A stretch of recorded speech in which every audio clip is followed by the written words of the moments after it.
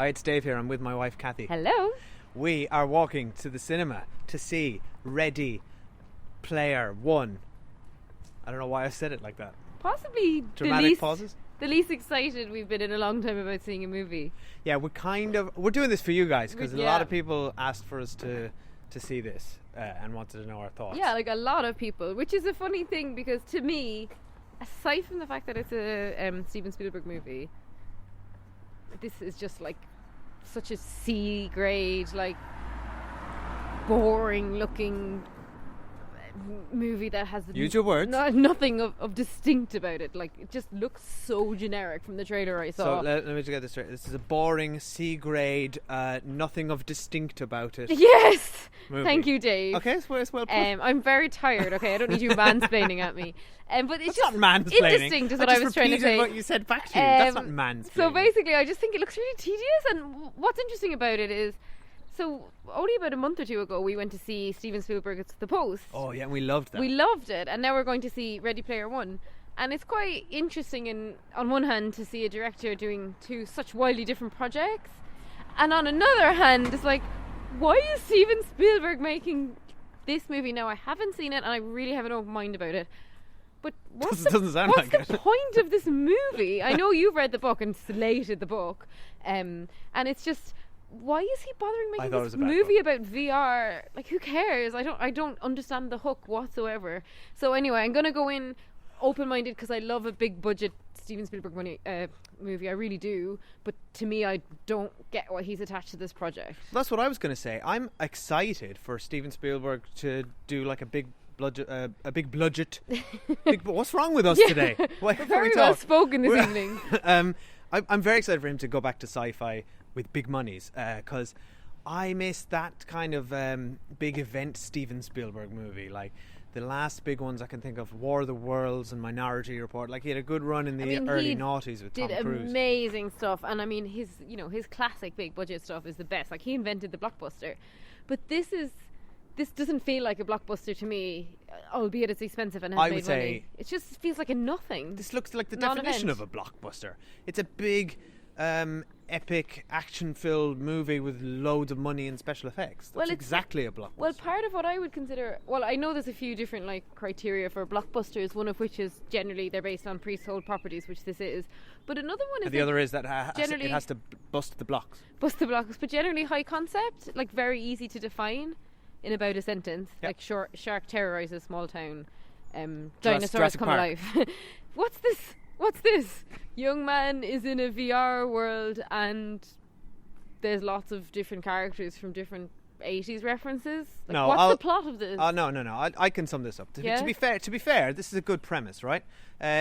Dystopian future. Everyone lives in poverty. The only escape is a virtual reality mass online multiplayer game where everyone escapes to.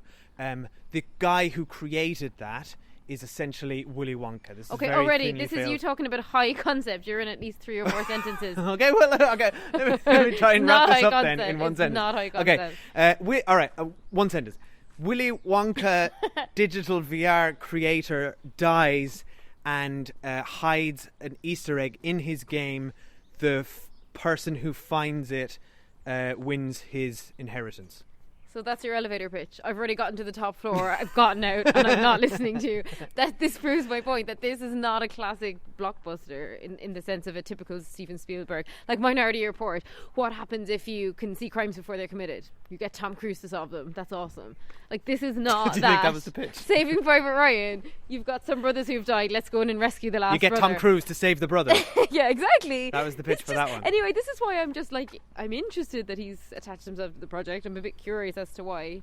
And I hope I enjoy it because it's very, very long, which is why we didn't go and see it last time we went to the cinema. So we've gone to a bit of an earlier screening. I'm open-minded. I want to like this. I didn't like the book at all, but I am really, really up for a fun, big Spielbergian I sound so wanky saying that. Action adventure. Just let's have some fun. It's Sunday night. I mean, I hope it's fun. Live. Not live. All right. Okay. Let's just go into this movie and not try and prejudge it. Right. I mean, we've got preconceptions. The problem is I've seen the trailer 2 or 3 times, and I don't actually normally watch trailers. All right. Look, for some reason, I've seen this a few times, and it looks increasingly duller every time I see it. Come here to me. Come here to me now. Take a deep breath. Do this with me. We're going to do a little meditation. No, we're not going to do that. Okay, we're signing off. Here, bye. I refuse. Turn it off. Bye. Come with me. This is the Oasis. It's a place where the limits of reality are your own imagination. People come to the Oasis for all the things they can do, but they stay because of all the things they can be. I'm here talking to all of you now because our future's being threatened. Go, go, go! I just came here to escape. But I found something much bigger than myself. I found my friends. What up, Z? I found love. And now, people have lost their lives. No. This is war. For control of the future. Find him. Welcome to the rebellion. Wait. Hi, we're back. It's us. It's Dave and Cathy. And that movie was way too long, and I really am proud of myself that I didn't fall asleep. I thought you were asleep a few times. 'Cause Yeah. we were on one of those sofa things, and you were leaning on my shoulder, and I was tempted, but I'm Sure. committed to this podcast, and I decided not to sleep through the movie that I was about to review. That's a bad movie. Yeah. Very, very bad. And let me tell you why I think it was bad. And it's for the same reasons that I thought the book were bad. Why can't we talk properly? Let me tell you why the book were bad. It's creatively hollow. It's bankrupt. This exists in a world where pop culture stopped existing post 2020, which I fear that is actually where we're actually heading, because Hollywood and movies have become this navel-gazing recycling machine where old properties and nostalgia is currency, and it's exactly as Trey Parker and Matt Cheney so aptly put it in South Park a couple of seasons back with their member berries. And Do you mean Matt? Is his name Matt Cheney? Trey Parker and Matt Cheney. Oh, Isn't I thought it? it was Matt Stone. Oh, it's Matt Stone. Who's Matt Cheney? I don't Okay, know. never mind. Anyway, look, fucking South Park. Member berries.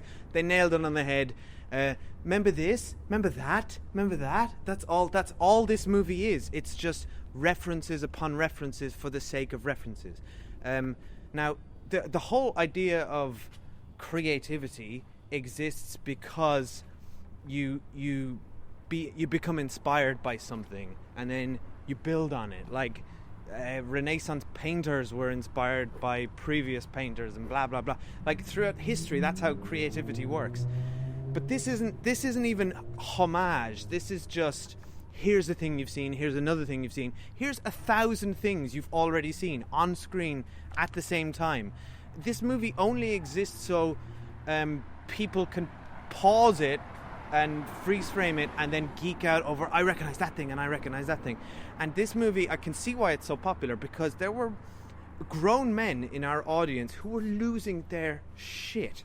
But they kept laughing, and we were like, what are they laughing at? They were laughing hysterically because they recognized the thing that they were looking at. And I recognized it too. And I'm not like, I'm better than you, but like, don't fucking lose your shit. It's not... Dave, it's not... calm down. It's not funny well, it's to fun. see... Humor's subjective. Yeah, but it's just like, okay, I can't even think of... Well, to like, be fair, the couple next to us drank a whole bottle of wine during the movie, so I would have been laughing too, and I would have been so much happier if I'd sunk a bottle of wine. But it's into like, this movie. it's like Terminator 2 reference, and it was just like laughing hysterically for like 20 seconds. It's this thing of like, and it's what's wrong with geek culture today is that geek culture is something like I know this thing and I recognize this thing and I own it and it's personal to me, and that's fine because that's what geek culture should be. But it's gone mainstream. Geek culture has gone mainstream. So the thing that you love and own, Star Wars is the best example of this. You're not unique. You're not. It doesn't. You don't really own it. It's owned by a corporation. The bad guys in this movie are IOI. They're faceless corporate bots, and the bad guy wears a suit, and our hero is like a rebellious solo gamer who says, I don't clan up, I go solo, I'm cool, I'm individual, and I also know every single 80s reference. Pop culture is my life. This is absolute geek wish fulfillment. He gets the girl in the end. She's literally a manic pixie girl, dream girl. Like her avatar is a pixie. Yeah. Like this movie, it doesn't even realize how ridiculous it is, but all of that stuff is rooted in the source of the novel. But you pull back the curtain on this, and all this stuff you love, all the pop culture, is the corporation. This is owned by Star Wars, is owned by Disney. That's the suit. So the thing you love isn't unique. The thing we should be loving and focusing on is actual creativity and individual expression in our art, which is actually under threat. And the fact that this movie is so popular worries me, because that's exactly... Now, it's not a runaway hit, albeit it's been successful. Well, whatever. People are loving this just because they love other things which are actually good. This movie isn't good. It's absolutely hollow. There's nothing to it. It's absolute dog shit. It actually makes me kind of angry. And I've gone off on a huge rant. I'll let you talk now. Okay, well, I say what I thought about it. Yeah. But I am enjoying your rant. It reminds me of your Star Wars rant. I think part of this is rooted in the fact that you're a bit geeky, and when you were younger, you defined yourself by a love of geeky things, and now you've realised that I'm not a special unique snowflake. Yeah. I mean, on a side note to that, I just think it's kind of sad if somebody defines themselves by something they love, as in a book or a movie or a TV show. Like, I say that as somebody who loves books, movies and TV shows, but when you meet somebody and they're like wearing a t-shirt and like wearing a t-shirt of and making references to something that has nothing to do with them, I always find that a little bit strange. Like the amount of people who will be like, I love The Simpsons, and just incessantly quote The Simpsons. Well, and that's fine, that's you, I know, I'm married to one of them, but I don't necessarily think it's a great conversation starter, because if the other person doesn't get the references, that's it, then you're done. That's the conversation, and it's quite tedious to listen to. Anyway, aside from that, I've gone into my wrong notes. I feel like we're actually talking to a lot of our audience who may actually be like this, and I'm like this. But the thing is, you can't let it define you. And I feel like, go be inspired by the thing you love the things you love, but don't create the exact same thing. That's what Ernest Cline did with his book. Ernest Cline's book is the definition of just geek fanboy wish fulfillment. Well, did you see he's one of the screenwriters? Cool. Is he? Yeah. No, I didn't see. Oh, well, this explains it. Because it's just like, I'm cool, I'm the coolest guy, I'm the best at everything. I'm anyway, the coolest gamer. Okay, enough about Sorry. Enough about the fanboy stuff, right? Which we both find annoying. I particularly have always found that annoying, even about you. And I'm married to you, right? I think it's an immature movie. Malicious laugh. It's an immature movie because ultimately it's a movie about something very shallow, and it's executed in a very shallow way. That was kind of my main takeaway from it. There's no higher message in this movie, and there's no like strong core value of anything that I could figure out, because, as you said, they seem to be, really anti-corporation, and yet the whole movie is just plugging loads and loads of corporations. So therefore, that message doesn't land for me. Can we come back to that in Spoiler Street? Yes, there's a weird reference of a celebrity figure, which I found very strange. There are no stakes, 0 stakes, because the whole time I'm watching this movie, I'm thinking, so what? It's different when we see them in the real world, but like I'd say about 80% of the movie at least is like in this Avatar, like VR world. I don't care if they die, because they'll just wake up again in a second, so that's just really pointless. In terms of like watching it, the only scenes I was interested in were the real world scenes. All the VR scenes were so tedious to me, and it's interesting. I'm trying to pick apart why they were so tedious, aside from the lack of peril. It looks like a video game, and like, I'm not interested. I don't play video games. I see enough of them in my house when you're playing them. I don't watch when you're playing. I don't care to watch them. I don't mind if other people like video games, but I'm going to see a movie. So whether it's animated or live action or anything in between, that's fine. And I can handle really good CGI. You know, like Avatar, I really enjoyed that movie. But this just looked like a video game. So to me, that was incredibly tedious. In terms of the acting, I found it really bad. Olivia Cooke, who's kind of the Manic Pixie Dream Girl, she's a good actress, and she was, to me, the only really strong performance, and I would say strong in very loose terms. I was she was good. I liked her. Really surprised by oh god, the guy who plays the BFG, and he was in Bridge of Spies. Mark Rylance. What is he doing in this movie? And he's really bad in it, and I don't say that lightly because I really like him. Oh, I don't know. I thought Mark Rylance. I don't understand what was going on there. He was making choices. He made very clear choices. And at about one point this he referenced Bill and Ted, and he was kind of just playing Bill and Ted. And then there's the lead actor. He wasn't playing Bill and Ted. As in, he sounded like them.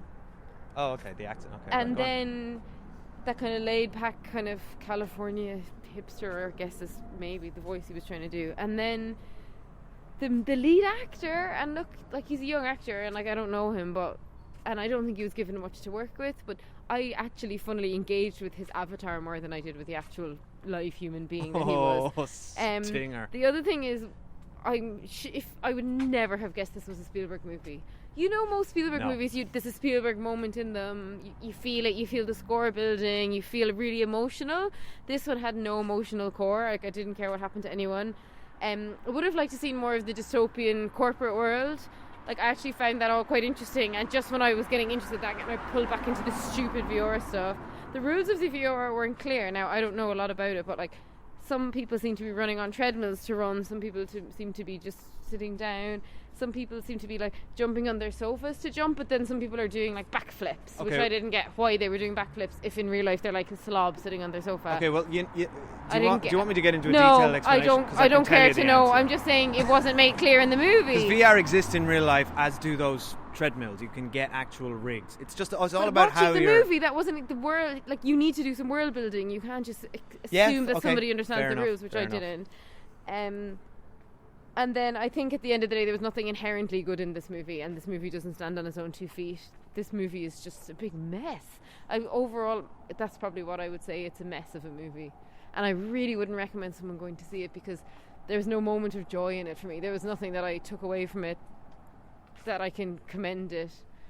There's nothing I can say about it that's positive. I will say, first of all, I thought this was a much more enjoyable experience than reading the book, and I think that whoever took a pass at the script with Ernest Cline definitely tightened the whole thing up. And they made a lot of changes to the story for the better. But ultimately, it's not enough to save this movie, because it's just pointless. To the Spielberg point, there were a few moments where I was like, oh, that's kind of fun, or like, I liked the visuals. I think whoever actually, whatever hundreds of people sat down and created this world for us to see, did a great job. Like, it looked very cool. There was some great stuff. I loved the idea of at the very beginning, when he first enters into the oasis, and you get this sort of narration of like, it's a world where you can do anything, and Basil exposition. Yeah, but it's nonsense exposition. But then we were seeing some cool stuff, like you can like hang glide through a hurricane and whatever. But it was that's like any video game ever, though. There's nothing there that was. There was nothing there that was of any surprise. I kind of like the race, and then him like Anyway, I'll talk about some of that in Spoiler Street. But ultimately, I feel like there's a great interview with Wes Anderson on the Adam Buxton podcast recently about his movie Isle of Dogs, and he discussed how he directed that movie from home because it's animated with stop motion animation, so he had animation studios and units making the stuff and just sending him scenes. Now obviously he directed it and wrote it, so he like told them what to do, he storyboarded the whole thing or whatever, but they were just making the animation, sending it to him via email, and he would watch he's literally said he'd watch mob files of this thing and then send back notes and so forth and so forth. So he directed it from home. Like, this is literally flexible working. I was watching this thinking, what does Spielberg have to do with this movie? Exactly. I feel like, what did What was Steven he Spielberg doing? do here? Yeah. I feel like... And was he just off working on The Post? Because that's a much better movie. Maybe that's why they came out at the same time, because he was actually directing that. And then, every day he'd go home and have 64 emails, and it would be from the Post FX department on the Ready Player One movie, and he'd be like, "Oh yeah, I was making that other movie." Like, he can't have watched those scenes and thought, this is a movie, because there were scenes from a video game that weren't interesting. I mean, it's a video game cutscene. Extended over 2 hours and 20 minutes. This movie's far too long. Halfway through, I got up and I had decided I wasn't going to get any popcorn this time, and then halfway through the movie I went and got popcorn because I was so bored, and then Dave got up and went and got a beer. So that shows how long this movie was. I just went out because I was bored. But I really did wonder... wonder... having a beer was more fun. And I'm a big Steven Spielberg fan, so I really spent most of the movie just thinking, but why? You're so rich. You're so famous. Why are you... And you've actually created a lot of the properties that are kind of referenced in here. No, actually, you're wrong there. He explicitly said that there are no Spielberg references in here deliberately. Oh, okay. Well, look, I didn't take in all the references, but it was all 80s nostalgia, so I assumed some of his stuff must have gone in there. But it just felt a bit weird, because the whole movie is like this reverence of this kind of auteur character. I was like wondering, was it a bit narcissistic of Steven Spielberg, and maybe he saw himself in that character? I don't know. I thought it was very strange. But I think we need to wrap this up and get to spoiler street. All right, we're turning on to spoiler street now. Spoilers for Ready Player One. All right, firstly, my major problem is with the ending. You sort of hit the nail on the head earlier. You said, what's the message of this movie? What's the core of this movie? What is this movie trying to say? And it's the same with the book. It has nothing to say, because ultimately he's facing off with the Mark Rylance's avatar, and he says, here you go, sign this, and the whole company is yours and you can have it. And then he goes, aha, it's a test. You would never let me do this, blah, blah, blah. And he goes, yes, thank God, you finally cracked it. Classic Willy Wonka sort of move there.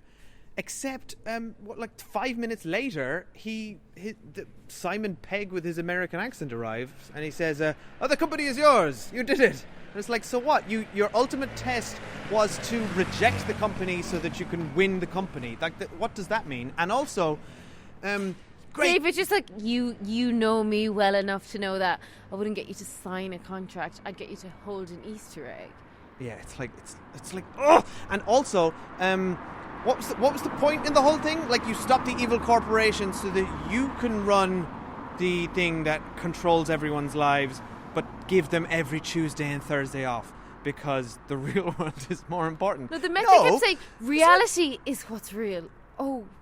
Thank you. Now maybe they're so maybe hit the button on the wall that he deliberately shows you, which shuts the whole thing down. That's the message of the movie. That's what the ending should have been. Because the manic pixie girl says, like, my dad died ruining his life in this stupid game. This stupid game is nothing. This isn't why I'm here. I'm here to stop this evil corporation in reality. And then, oh wait, now she's a co-owner of the whole company. Like, but they close it twice a week now. Like, in another sense, you could read it as like a thinly veiled insult of social media or something, and how everyone these days does live so virtually. But it didn't go there either.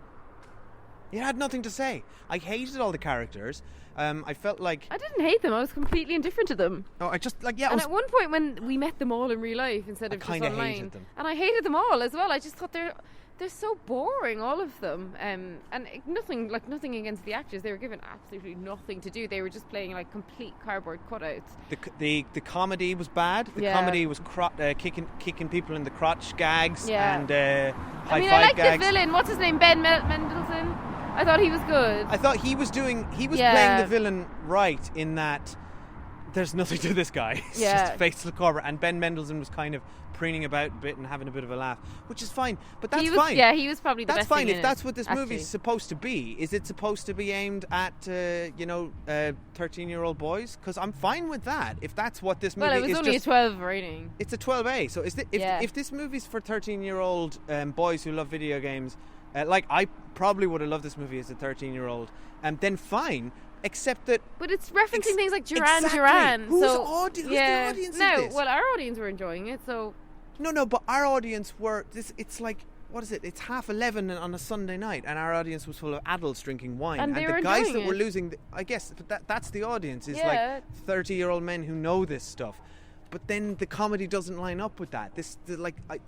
I'm a 30-something guy who knows all this stuff, and I want more. I don't want this.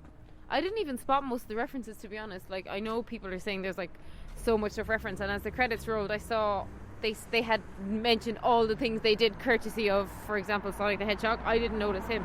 I didn't notice pretty much any of the visual stuff you're talking about because I was so bored, and I'm not one to pay massive attention to background like CGI stuff. Like, I'm waiting for the characters to be interesting, I'm waiting for there to be a plot, I'm waiting to care about somebody, and because that stuff was so lacking, I tuned out of all the rest of it. Like in the big battle scene at the end, I didn't even know what they were doing.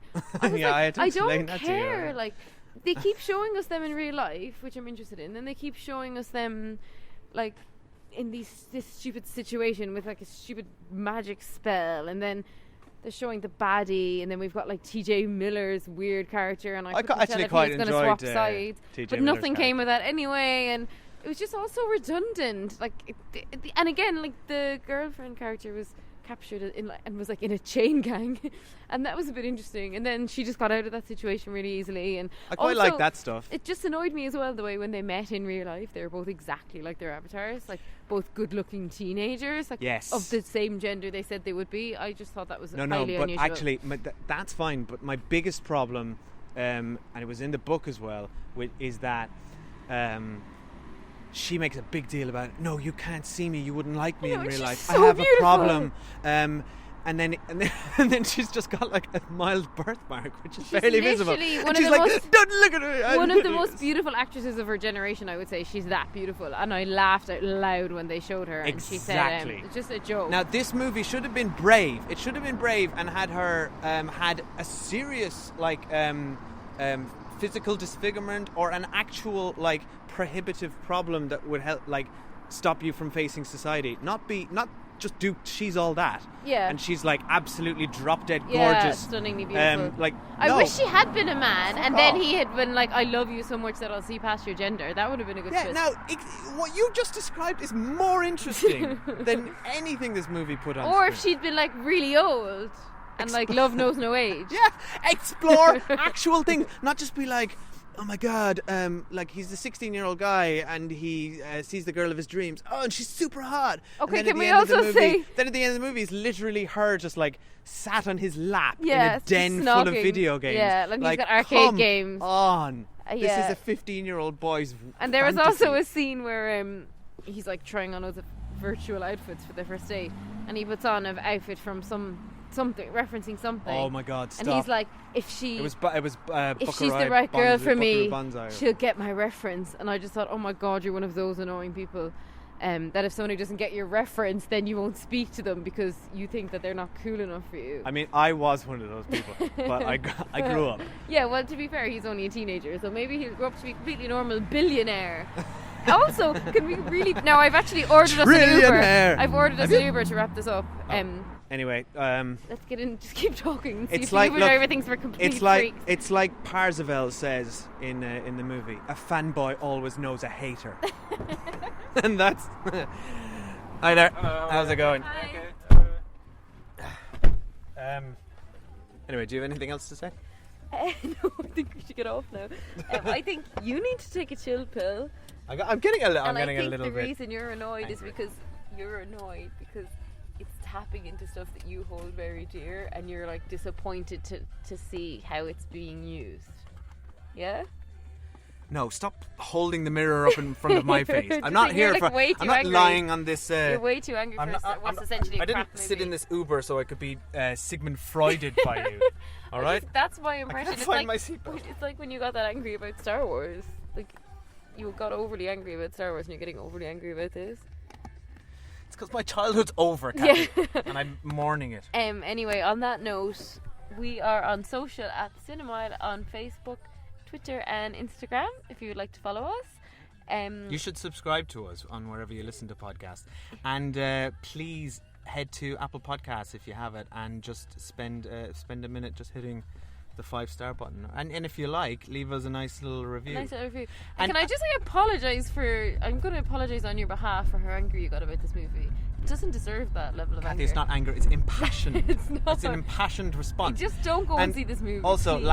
lastly, I will say, well, they've seen the movie if they got this far. Well, not necessarily. I feel like for anyone who did really like this movie, I'm not addressing you, and I'm really sorry. I'm not angry at you. You're just angry. If you're the people who were sitting next to us in the cinema, he's very angry at you. I just don't understand them. I'm just jealous of them. I'm jealous of them because they had a great time, and the same thing goes to you. If you enjoyed this movie and you had a great time and you loved it, then great, and you got your money's worth. And like, art is subjective, and can be enjoyed. Tell us by why anyone. you liked it, because I want to know. Tell us why you liked it, Twitter. and help us try to understand. I just didn't enjoy it, and I don't think that was art. Why do I sound so snooty? I said the word art. Why about did you say 12 the word times. art? And why were you referencing Renaissance painters earlier? Like, you What's need to wrong get a grip with me? on your life. All right, okay, goodbye. Okay, Thank bye you. everyone. That's better. I'll wave to you from the finish line. McFly. When I read Ready Player One, it was the most amazing flash forward and flash back at the same time. When it came to my research, I never took any shortcuts. Over the past 5 years, I'd worked my way down the entire recommended Gunter reading list. Douglas Adams, Kurt Vonnegut, Neil Stevenson, Richard K. Morgan, Stephen King, Orson Scott Card, Terry Pratchett, Terry Brooks, Bester, Bradbury, Haldeman, Heinlein, Tolkien, Vance, Gibson, Gaiman, Sterling, Moorcock, Zalcy, Zelazny. I read every novel by every single one of Halliday's favourite authors. And I didn't stop there. I also watched every single film he referenced in the almanac. If it was one of Halliday's favourites, like War Game, Ghostbusters, Real Genius, Better Off Dead, or Revenge of the Nerds, I rewatched it until I knew every scene by heart. I devoured each of what Halliday referred to as the Holy Trilogies. Star Wars, original and prequel trilogies in that order. Lord of the Rings, The Matrix, Mad Max, Back to the Future and Indiana Jones. Halliday once said that he preferred to pretend the other Indiana Jones films from Kingdom of the Crystal Skull onward didn't exist. I tended to agree. I also absorbed the complete filmographies of each of his favourite directors. Cameron, Gilliam, Jackson, Fincher, Kubrick, Lucas, Spielberg, Del Toro, Tarantino, and of course, Kevin Smith. I spent 3 months studying every John Hughes teen movie and memorising all the key lines of dialogue. Only the meek get pinched, the bold survive. You could say I covered all the bases. I studied Monty Python, and not just Holy Grail either. Every single one of their films, albums and books, and every episode of the original BBC series, including those 2 lost episodes they did for German television. I wasn't going to cut any corners. I wasn't going to miss something obvious. Somewhere along the way, I started to go overboard. I may, in fact, have started to go a little insane. I watched every episode of The Greatest American Hero, Airwolf, The A-Team, Knight Rider, Misfits of Science, and The Muppet Show. What about The Simpsons, you ask? I knew more about Springfield than I knew about my own city. Star Trek? Oh, I did my homework. TOS, TNG, DS9, even Voyager and Enterprise. I watched them all in chronological order. The movies too. Phasers locked on target. I gave myself a crash course in 80s Saturday morning cartoons. I learned the name of every last goddamn GoBot and Transformer. Land of the Lost, Thundar the Barbarian, He-Man, Schoolhouse Rock, G.I. Joe. I knew them all, because knowing is half the battle.